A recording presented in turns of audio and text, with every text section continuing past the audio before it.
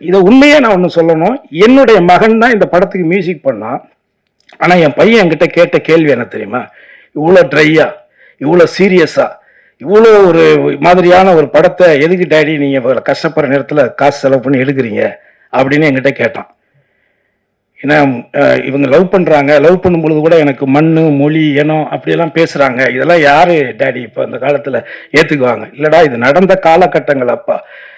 காதலிச்சாங்க, நிறைய பேர் போராளிகள் காதலிச்சு திருமணம் பண்ணியிருக்காங்க, நானே நிறைய பேரை பார்த்துருக்கிறேன். ஆனால் அந்த காதலில் கூட அவங்கள்ட்ட ஒரு ஒழுக்கமும் ஒரு அறமும் இருந்ததுடா, அது உங்களுக்கு புரியலை. உனக்கே 21 வயசு பையன் உனக்கே தெரியலைன்னா நான் என்னடா பண்ணுறேன் பொழுது அடுத்த தலைமுறைக்கு சுத்தமாக இது தெரியாமல் போயிருமேங்கிற கதை எடுத்தேன். ஆனால் அப்போ என் பையன்கிட்ட ஒரே ஒரு வார்த்தை சொன்னேன், தம்பி அப்பா வந்து நிறைய காசு போனெல்லாம் உனக்கு சேர்த்து வைக்கலாம், அதுவும் ஃபீல் பண்ணாத, ஃபியூச்சரில் நீ நடிகரா எப்படியாவது ஒரு இடத்துல ஒரு ஆள் ஆயிடுவேன். அப்படி ஆனாலும் கூட வரக்கூடிய காலங்களில் நடிகர் கருணாசோட பையன், எம்எல்ஏ கருணாசு பையன்லாம் சொல்றதை விட இந்த சல்லியர்னு ஒரு படம் எடுத்தானே அவனோட புள்ளன்னு உனக்கு ஒரு அடையாளத்தை என்னால் உருவாக்கி கொடுக்கணும், இதாண்டா உனக்கு நான் கொடுக்குற சொத்து அப்படின்னு தான் நான் அவன்கிட்ட சொன்னேன். உண்மையில அந்த உணர்வுல தான் இதை நம்ம செஞ்சிருக்கிறோம். எல்லாருமே நமக்கு என்னன்னு போயிட்டோம்னா வேற யாரு தான் செய்யறது? இந்தியன் சினிவே தயாரிப்பு நிறுவனத்தின் நிறுவனரான தயாரிப்பாளர், நடிகர், கலைமாமணி சேது கருணாஸ் அவர்களை வாழ்த்துரை வழங்க வரவேற்கிறோம்.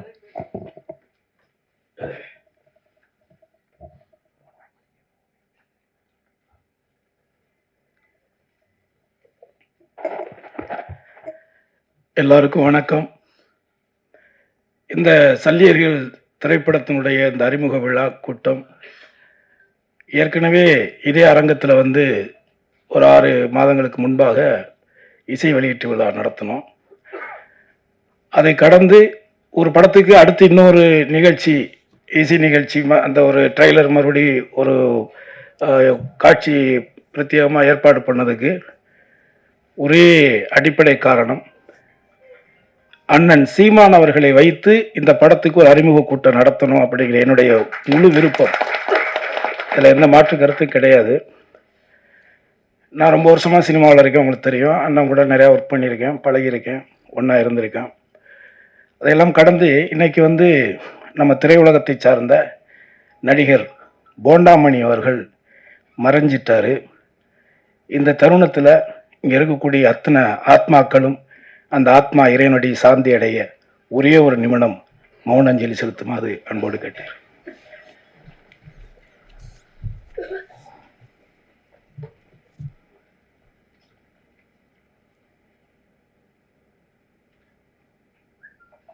நன்றி.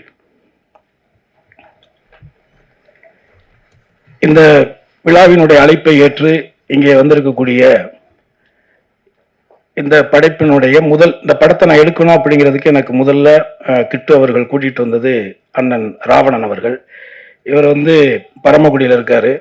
ரொம்ப சராசரியான ஒரு சாதாரண ஒருத்தர் தான், பெரிய வசதி வாய்ப்புகள்லாம் கிடையாது. ஆனால் இந்த படம் எடுப்பதற்காக முதல் முன்படமாக 10 லட்சம் ரூபாயை முதன்முறையாக கொடுத்து இதை துவக்கி வைத்தது இவர் தான். ஸோ இப்படி ஒரு சாதாரண ஒரு கிராமத்தில் இருக்கிற ஒருத்தருக்கு இவ்வளவு உணர்வு இருக்கும் பொழுது, சினிமாக்கள் இருக்கிறோம், இந்த மொழியை வச்சு தான், இந்த இனத்தை வச்சு தான் நம்மளாம் இன்னைக்கு வாழ்ந்துகிட்டே இருக்கோம், அப்போ நம்ம ஏதாவது செய்யக்கூடாதுங்கிற அந்த ஒரு வெறி எனக்கு வந்தது அண்ணனை பார்த்து தான். அதற்கு அடுத்ததாக இவருடைய நண்பர்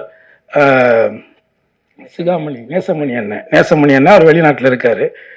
ஸோ அதற்கு அடுத்ததாக எனது தம்பி கரிகாலன், அவருடைய மனைவி தான் என்னுடைய தங்கச்சி தான் அது. ஸோ அவன் தான் வந்து நீங்கள் பண்ணுங்க, நீங்கள் நமக்குன்னு ஒரு இந்த மாதிரியான படைப்புகளை, தமிழர்களுடைய மறைக்கப்பட்ட வரலாறுகளை வரக்கூடிய கால சந்ததிகளுக்கு எடுத்து சொல்லக்கூடிய ஒரு காரியத்தை நீங்கள் செய்யுங்க, அதுக்கு உங்களுக்கு நான் கூட இருக்கிறேன் அப்படிங்கிற ஒரு உத்வேகத்தை கொடுத்து இந்த நிமிடம் வரை எனக்கு உறுதுணையாக இருக்கக்கூடிய எனது தம்பி கரிகாலனுக்கு இந்த நேரத்தில் நன்றியை தெரிவிச்சுக்கிறேன். அது போல் இங்கே வந்திருக்கக்கூடிய எனது தம்பிகள் தாமோதரன், கோகுல, அதுக்கப்புறம் இயக்குனர் பொன்ராம் அவர்கள், அப்புறம் எனது நண்பர் இயக்குனர் கௌதம் அவர்கள் என்னுடைய அழைப்பின் பேரில் இங்கே வந்து கலந்துக்கிட்டதுக்கு என்னுடைய நன்றி. அடுத்து என்னுடைய தம்பி தெலுங்குக்காரன் நம்ம சிவா, அவன் வந்து ஒரு படம் பண்ணியிருக்கிறான். அந்த படம் பெரிய நல்ல கேரக்டர் நான் நடிச்சிருக்கிறேன். அது பிப்ரவரி மாதத்தை அதையும் வெளியிட போகிறோம். அதுவும் ICW தான் ரிலீஸ் பண்ணோம். அடுத்து எனது நீண்டகால நண்பரும் எனது அருமை அண்ணனுமான தேனப்பன் அவர்கள், அதுக்கப்புறம் நடிகர்கள் 2 பேரும், மகேந்திரன் தம்பி 2 பேருமே நல்லா இதில் குறிப்பாக ரொம்ப நல்லா நடிச்சிருக்கிறாங்க. நீங்கள் படம் பாருங்கள். அடுத்து என்னுடைய அழைப்பை ஏற்று வந்து முதலாக தன்னுடைய வாழ்த்துறையை வழங்கி சென்று கூடிய எனது அப்பா தானு அவர்களுக்கு இந்த நேரத்தில் என்னுடைய நன்றி. அதே மாதிரி இந்த கதையை வந்து நம்ம பண்ணணும் அப்படிங்கிறது மேதகு படம் பார்த்து தான் எனக்கு அந்த உணர்வு வந்துச்சு. அவர் சொன்னதை சரியா பண்ணியிருந்தாரு. ஸோ அவர் என்ன கேட்டாரோ அதை நான் வந்து சிறப்பாக ஒரு தயாரிப்பாளராக அவர் செஞ்சு கொடுத்துருக்கேன். அவரும் நேர்மையா உண்மையா இந்த படத்துக்கு உழைச்சிருக்காரு, ஒர்க் பண்ணியிருக்காரு. அதில் இந்த படத்தில் நடிச்சிருக்கிற நடிகர்கள் எல்லாருமே அந்த கதாபாத்திர தேர்வெல்லாம் ரொம்ப அற்புதமாக பண்ணியிருக்காரு இயக்குனர். நீங்கள் நிச்சயமாக உங்களுக்கு ஒரு பிரத்யேகமான காட்சி நம்ம போட்டு காட்டுவோம். பிப்ரவரி மாதம் இந்த படத்தை நம்ம வந்து வெளிக்கொண்டு வரோம். என்னுடைய ஆசை வந்து தமிழ் சினிமாவில் ஒரு பிரச்சனைக்குரிய ஒரு விஷயத்தை, குறிப்பாக இலங்கையில் நடந்த ஒரு இன அழிப்பை ஒரு வரலாற்று பதிவாக பண்ணணும்னு சொல்லி எடுத்து முதன்முறையாக நமது தணிக்கை அதிகாரிகளிடத்துல சர்டிபிகேட் வாங்கின முதல் படம் எனக்கு தெரிஞ்சு இதாக தான் இருக்கும்னு நினைக்கிறேன். இதை எடுத்ததுக்கு காரணம் என்ன? அதை எடுத்ததுக்கு காரணம் என்னன்னா, இதை உண்மையே நான் ஒன்று சொல்லணும். என்னுடைய மகன் தான் இந்த படத்துக்கு மியூசிக் பண்ணான். ஆனால் என் பையன் என்கிட்ட கேட்ட கேள்வி என்ன தெரியுமா? இவ்வளோ ட்ரையா, இவ்வளோ சீரியஸா, இவ்வளோ ஒரு மாதிரியான ஒரு படத்தை எதுக்கு டேடி நீங்கள் கஷ்டப்படுற நேரத்தில் காசு செலவு பண்ணி எடுக்கிறீங்க அப்படின்னு என்கிட்ட கேட்டான்.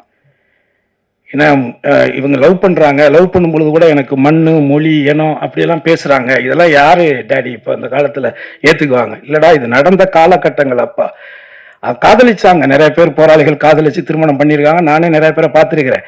ஆனால் அந்த காதலில் கூட அவங்கள்ட்ட ஒரு ஒழுக்கமும் ஒரு அறமும் இருந்ததுடா. அது உங்களுக்கு புரியலை. உனக்கே 21 வயசு பையன் உனக்கே தெரியலைன்னா நான் என்னடா பண்ணுறேன் பொழுது அடுத்த தலைமுறைக்கு சுத்தமாக இது தெரியாமல் போயிருமேங்கிற கதை எடுத்தேன்.